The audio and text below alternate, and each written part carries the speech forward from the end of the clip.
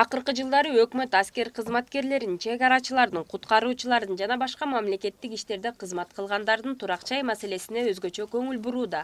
Президент Алмазбек Атамбаев 21 октябрда сот системасында иштегендер үчүн курулуучу көп кабаттуу эки үйдүн пайдубалын түптөөгө катышты. Бул тууралуу өлкө башчынын маалымат кызматы билдирди. Президент ошондой эле курула турган үйдүн башкы планы менен да таанышты.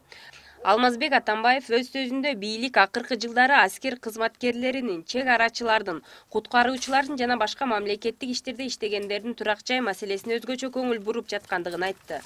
Ал ошондой эле бул аракеттерди кийинде улантылып, мамлекет элди турак жай менен камсыздап социалдык коргоого алышы керектигин кошумчалады.